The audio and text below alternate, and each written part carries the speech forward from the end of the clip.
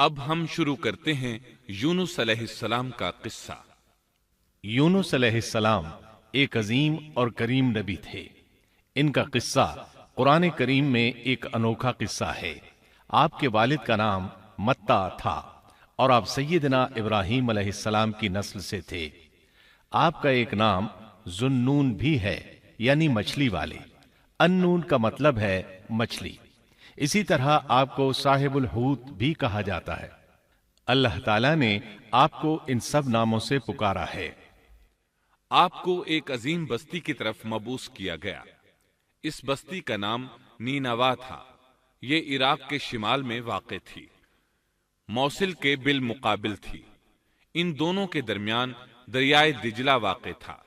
موصل دریائے دجلہ کے کنارے واقع تھا، جبکہ اس کے بالکل سامنے نینوا کی بستی تھی۔ امام ابن کثیر رحمت اللہ علیہ نے نینوا کے بارے میں اور ان آثار و باقیات کے بارے میں لکھا ہے جو ان کے زمانے میں موجود تھیں۔ وہاں کچھ بت تھے جو اوندھے منہ گرے پڑے تھے۔ اللہ تبارک و تعالی نے یونس علیہ السلام کو نینوا کی طرف رسول بنا کر بھیجا۔ سورۃ الصافات آیت 139 میں ہے، اور بے شک یونس رسولوں میں سے تھے۔ آگے اللہ آیت 147 میں فرماتے ہیں، اور ہم نے اسے 1,00,000 بلکہ اور زیادہ آدمیوں کی طرف بھیجا۔ یعنی ان کی تعداد 1,00,000 سے زیادہ تھی۔ رہا یہ سوال کہ لاکھ سے کتنے زیادہ تھے، اکثر علماء کرام نے وضاحت کی ہے کہ وہ 1,00,000 سے قریباً 20,000 زیادہ تھے۔ اس طرح بستی والوں کی تعداد 1,20,000 تھی، اور یہ سب کے سب کفر پر تھے۔ یونس علیہ السلام انہیں سال ہر سال دعوت دیتے رہے، لیکن وہ اپنے کفر ہی پر ڈٹے رہے۔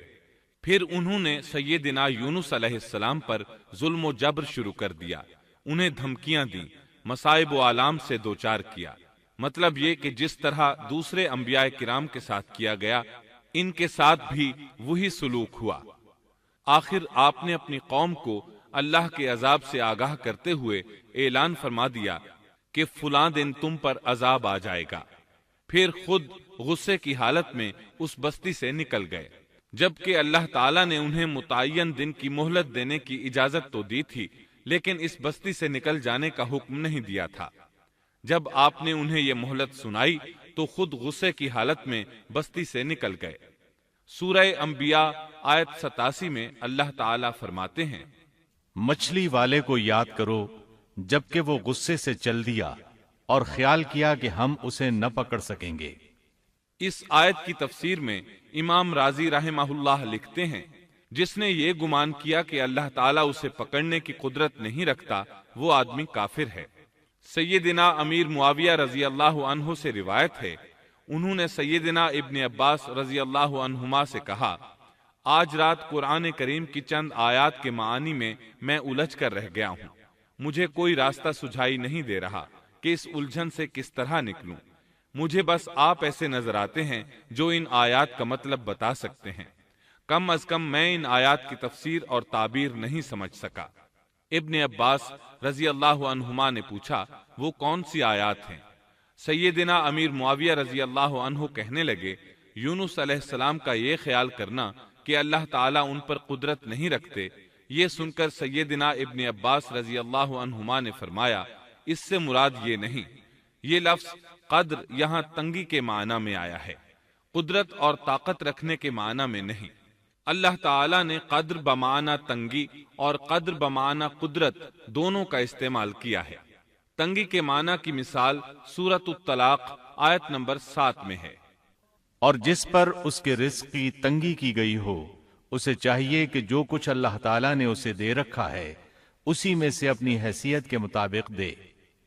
تو اس آیت میں بھی یہی معنی مراد ہے کہ انہوں نے گمان کر لیا ہم ان پر تنگی نہیں کریں گے، یعنی ان کا خیال یہ تھا کہ اگرچہ وہ اللہ تعالیٰ کی اجازت کے بغیر نکل کھڑے ہوئے ہیں، پھر بھی اللہ ان پر تنگی نہیں کریں گے، کیونکہ وہ اللہ کے ایک معزز نبی اور رسول ہیں، اور ان کی قوم کے لوگ اللہ کی گرفت اور اس کے عذاب کے مستحق ہیں۔ انہی پر اللہ کا عذاب نازل ہونے والا ہے۔ اس عذاب کی خبر انہیں پہلے ہی سنا دی گئی ہے اور مہلت دے دی گئی ہے، مگر وہ خود اگرچہ اللہ کی اجازت کے بغیر ہی چلے آئے ہیں، پھر بھی انہیں سرزنش نہیں کی جائے گی اور وہ کسی گرفت میں نہیں آئیں گے۔ اللہ تعالیٰ ان کے لیے کوئی تنگی نہیں فرمائیں گے۔ اللہ تعالیٰ سورۃ الانبیاء آیت 87 میں فرماتے ہیں، اس نے خیال کیا کہ ہم اسے پکڑ نہیں سکیں گے۔ مطلب یہ کہ ہم انہیں کوئی سزا نہیں کریں گے اور ان پر کسی طرح کی تنگی نہیں کریں گے، اور وہ سمندر کی طرف چل دیے۔ انہی دنوں میں عذاب الہی کی کچھ علامات نینوا بستی پر ظاہر ہونا شروع ہو گئیں۔ ایک بہت بڑا سیاہ بادل ان کی طرف بڑھنے لگا۔ اس بادل میں آگ کے شعلے دکھائی دینے لگے۔ ان لوگوں نے یہ بادل ان متعین دنوں میں سے پہلے ہی دن دیکھ لیا۔ اس کو دیکھتے ہی وہ سمجھ گئے کہ جس طرح سیدنا یونس علیہ السلام نے انہیں آگاہ کیا تھا، یہ عذاب ان پر نازل ہو کر رہے گا، اور جو عذاب سیدنا لوط علیہ السلام کی قوم پر آیا تھا وہ اس کے بارے میں بھی اچھی طرح جانتے تھے۔ وہ بستی ان کی بستی کے قریب ہی تھی، اس لیے وہ ڈر گئے۔ ان کے سردار جمع ہوئے اور کہنے لگے، جیسے تم سے پہلے لوگوں پر عذاب اترا کرتے تھے، تم پر بھی یہ نازل ہو کر رہے گا، جلدی کرو، سب جمع ہو جاؤ۔ چنانچہ انہوں نے اس بات پر اتفاق کر لیا کہ سیدنا یونس علیہ السلام نے بالکل سچ فرمایا تھا۔ اللہ کی قسم، یہ بالکل وہی عذاب ہے، تم اللہ کے عذاب سے نجات نہیں پا سکو گے۔ اس سے بچنے کی ایک ہی صورت ہے کہ تم ایمان لے آؤ اور توبہ کر لو۔ اس طرح وہ سب کے سب ایمان لے آئے، لیکن سیدنا یونس علیہ السلام وہاں موجود نہیں تھے۔ ان کی عدم موجودگی میں یہ سب کے سب یعنی 1,20,000 افراد ایمان لے آئے۔ انہوں نے پیوند لگے کپڑے پہنے اور اللہ کے حضور عاجزی، انکساری اور آہوزاری شروع کر دی، رونے لگے، اللہ سے بخشش مانگنے لگے، پھر اسی حالت زار میں باہر کھلے میدان کی طرف نکل آئے۔ ان کے سرداروں نے سب کو الگ الگ کر دیا، یہاں تک کہ ماں اور بیٹے کو بھی جدا کر دیا۔ سب اپنی اپنی جگہ پر، یعنی ماں اپنی جگہ پر اور بیٹا اپنی جگہ پر آہوزاری کرنے لگے تاکہ ان پر اللہ تعالیٰ کی رحمت نازل ہو جائے۔ یہ عذاب 3 دن تک ان کے سروں پر منڈلاتا رہا، اور یہ بھی مسلسل آہوزاری کرتے رہے، اپنی عاجزی ظاہر کرتے رہے، معافیاں مانگتے رہے۔ آخر کار اللہ تعالیٰ نے ان پر رحم و کرم فرما دیا اور عذاب کو ان سے پھیر دیا۔ اللہ تعالیٰ سورہ یونس آیت 98 میں فرماتے ہیں، چنانچہ کوئی بستی ایمان نہ لائی کہ ایمان لانا اس کے لیے فائدہ مند ہوتا، سوائے یونس کی قوم کے۔ مطلب یہ کہ سابقہ امتوں میں سے کسی کے بارے میں یہ سننے میں نہیں آیا کہ پوری قوم ایمان لے آئی ہو۔ تمام بستیوں میں ایک بھی بستی ایسی نہیں تھی، بس ایک یونس علیہ السلام کی قوم ایمان لے آئی۔ اللہ تعالیٰ سورہ یونس آیت 98 میں فرماتے ہیں، جب وہ ایمان لے آئے تو ہم نے رسوائی کے عذاب کو دنیاوی زندگی میں ان پر سے ٹال دیا اور ان کو ایک وقت تک کے لیے زندگی سے فائدہ اٹھانے کا موقع دیا۔ مطلب یہ کہ ہم نے انہیں دنیاوی زندگی کا لطف اٹھانے کا موقع دیا۔ اب اس قوم پر قیامت کے دن تک عذاب نہیں اترے گا۔ علامہ ابن کثیر رحمت اللہ علیہ فرماتے ہیں، اس آیت کریمہ کا مفہوم یہ ہے کہ کسی بستی کے تمام باشندے کسی نبی پر کبھی ایمان نہیں لائے، یا تو سب نے کفر کیا یا پھر اکثر نے کفر کیا۔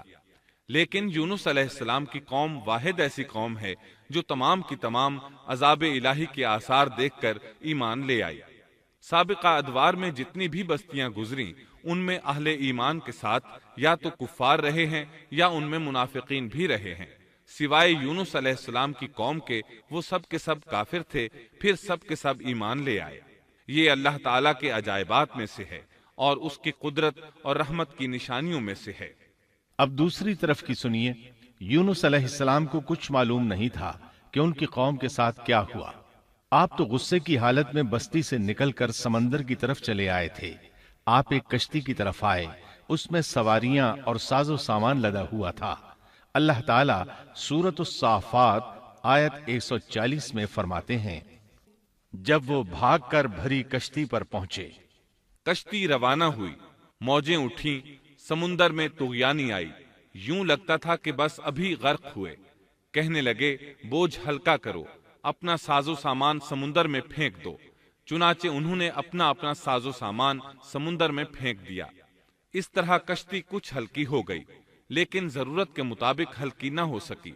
اب وہ کہنے لگے کسی کو سمندر میں گرانا ضروری ہے تاکہ کشتی مزید ہلکی ہو جائے، ورنہ یہ ڈوب جائے گی۔ جلدی کرو، قرعہ ڈالو۔ جس کے نام کا قرعہ نکلتا جائے اسے سمندر میں گراتے جاؤ اور بار بار یہ عمل دہراتے جاؤ یہاں تک کہ کشتی ہلکی ہو جائے۔ چنانچہ قرعہ ڈالا گیا۔ سب سے پہلے یونس علیہ السلام کا نام نکلا۔ سب کہنے لگے نہیں، یہ تو ایسے نہیں ہیں، ان کے چہرے پر تو سجدوں کے نشانات ہیں، انہیں رہنے دو، پھر قرعہ ڈالو۔ چنانچہ پھر قرعہ ڈالا گیا، پھر انہی کا نام نکلا۔ سب نے تعجب کیا۔ تیسری مرتبہ پھر قرعہ ڈالا گیا، اس بار پھر یونس علیہ السلام ہی کا نام نکلا۔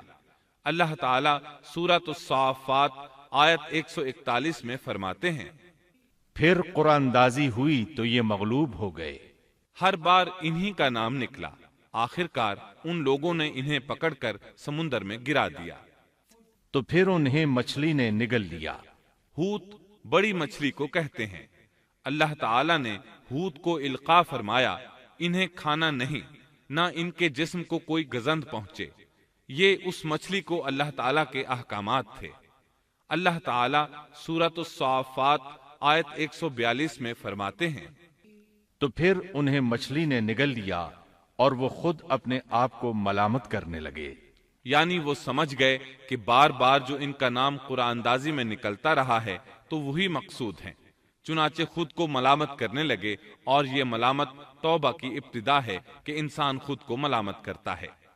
اب یونس علیہ السلام مچھلی کے پیٹ میں تھے۔ اللہ کی قدرت، آپ مچھلی کے پیٹ میں 3 دن تک رہے، بعض روایات میں 7 دن اور زیادہ سے زیادہ مدت 40 روز آئی ہے۔ آپ نے مچھلی کے پیٹ میں اللہ تعالیٰ کو پکارا۔ اللہ سورۃ الانبیاء آیت 87 میں فرماتے ہیں، آخر کار وہ اندھیروں کے اندر سے پکار اٹھے۔ علماء نے یہاں 3 اندھیروں کا ذکر کیا ہے، مچھلی کے پیٹ کا اندھیرا، سمندر کا اندھیرا اور رات کا اندھیرا۔ گویا ان پر یہ سارے اندھیرے اکٹھے ہو گئے تھے۔ اللہ سورۃ الصافات آیت 143 اور 144 میں فرماتے ہیں، پس اگر یہ پاکی بیان کرنے والوں میں سے نہ ہوتے تو لوگوں کے اٹھائے جانے کے دن تک اس کے پیٹ ہی میں رہتے۔ مطلب یہ کہ اگر آپ اللہ تبارک و تعالی کی تسبیح نہ بیان کرتے تو مچھلی کے پیٹ ہی میں رہتے۔ آپ نے دعا نہیں مانگی بلکہ اللہ عز و جل کی تسبیح بیان کی۔ روایات میں یوں بھی آتا ہے کہ جب مچھلی آپ کو سمندر کی اتھاہ گہرائی میں لے گئی تو آپ وہاں آبی مخلوقات کی تسبیحات کی آوازیں سننے لگے۔ گویا اللہ تعالیٰ نے انہیں القاء فرمایا کہ آپ بھی تسبیح کریں۔ اللہ سورۃ الانبیاء آیت 87 میں فرماتے ہیں، بالآخر وہ اندھیروں کے اندر سے پکار اٹھا کہ الہی تیرے سوا کوئی معبود نہیں، تو پاک ہے، بے شک میں ظالموں میں ہو گیا۔ چنانچہ یونس علیہ السلام نے اس تسبیح کے الفاظ کو یوں ادا فرمایا، لا الہ الا انت سبحانک انی کنت من الظالمین۔ امام احمد، امام ترمذی، امام نسائی اور دیگر ائمہ رحمہم اللہ نے یہ حدیث نقل کی ہے کہ یونس علیہ السلام کی وہ دعا جو انہوں نے مچھلی کے پیٹ میں مانگی تھی وہ یہی ہے، لا الہ الا انت سبحانک انی کنت من الظالمین۔ جو بھی مسلمان یہ دعا اپنی کسی حاجت میں مانگے گا اللہ تعالیٰ اس کی دعا ضرور قبول فرمائے گا۔ یہ دعائے مستجاب ہے، مقبول دعاؤں میں سے ہے۔ اسی دعا کے بعد اللہ تعالیٰ نے یونس علیہ السلام کو اس پریشانی سے نجات عطا فرمائی۔